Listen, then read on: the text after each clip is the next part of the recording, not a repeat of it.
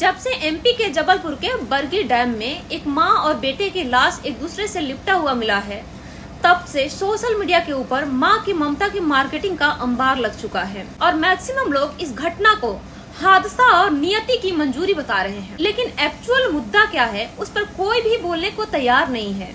बहुत कम लोग हैं जो सोशल मीडिया से लेकर के और नेशनल मीडिया तक इस टॉपिक पर सही सलामत से सवाल कर रहे हैं। हालांकि नेशनल मीडिया की तो हम बात ही छोड़ देते हैं, यहाँ तक कि इन्फ्लुएंसर की भी बात करें तो वो भी बहुत कम लोग हैं जो इस टॉपिक पर बोलते हुए नजर आ रहे हैं और एक्चुअल मुद्दे की बात करते हुए नजर आ रहे हैं। नहीं तो सारे के सारे लोग माँ की ममता की मार्केटिंग करने में लगे हुए हैं। हालांकि इसमें कोई शक नहीं कि एक माँ अपने बच्चे को बचाने के लिए खुद की जान कुर्बान कर देती है और बरगी डैम में भी माँ ने वही कोशिश की जो एक माँ करती है।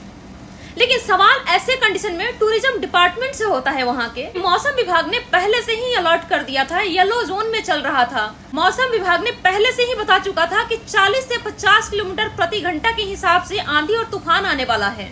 उसके बावजूद 30 मई को शाम 4:30 बजे के आसपास बरगी डैम में क्रूज को उतारा गया। सिर्फ क्रूज उतारा ही नहीं गया, बल्कि उसमें किसी को लाइफ जैकेट तक नहीं दिया गया। ये वीडियो देखिए आप लोग और उसके बाद में आप लोग खुद ही समझ जाइएगा कि क्या हुआ है। वहाँ पे एक आदमी वहाँ बैलेंस बनाने के लिए खड़ा है। जैसे ही आंधी तूफान बढ़ता हुआ दिखा, उसके बाद में प्लास्टिक फाड़ फाड़ कर लोगों को लाइफ जैकेट दिया जा रहा है। जबकि मौसम विभाग अलर्ट करे या न करे, सिक्योरिटी पर्पज से पानी में उतरने से पहले सभी लोगों को लाइफ जैकेट देना होता है। चाहे आप राफ्टिंग के लिए जाओ चाहे क्रूज में जाओ, डैम में जाने के लिए लाइफ जैकेट कंपलसरी होता है, जो कि नहीं दिया गया, जबकि मौसम डिपार्टमेंट ने पहले से ही अलर्ट कर दिया था। उसके बावजूद भी सोशल मीडिया पर लोग लगातार इसको एक एक्सीडेंट और नियति को यही मंजूर थी इस बात का हवाला दे रहे हैं। लेकिन टूरिज्म डिपार्टमेंट से कोई भी सवाल पूछने को तैयार नहीं है। और हैरानी की बात यह है कि एमपी के सीएम साहब अभी तक वहाँ गए भी नहीं और सोशल मीडिया पर वो हंसते हुए फोटो खींच करके पोस्ट करने में लगे हुए हैं। ये उस भारतीय जनता पार्टी के कार्यकाल में हो रहा है जो भारतीय जनता पार्टी मानवता की दुहाई देती फिरती है,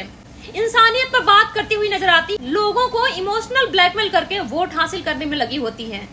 लेकिन एक्चुअल में जब पब्लिक को जरूरत होती है उस समय में पब्लिक अकेले मिलती है। सिंपल सी बात है, जब क्रूज को उतारा गया होगा, फ्री में तो नहीं उतारा गया होगा, पैसा लिया गया होगा। लेकिन पैसा लेने के बाद भी सेफ्टी प्रोवाइड नहीं किया गया। जब येलो अलर्ट जारी हो चुका था, उसके बावजूद भी क्रूज को उतारा ही क्यों गया पानी में। और इतना ही नहीं, रेस्क्यू करने में 17 से 18 घंटे लग गए थे वहाँ पर।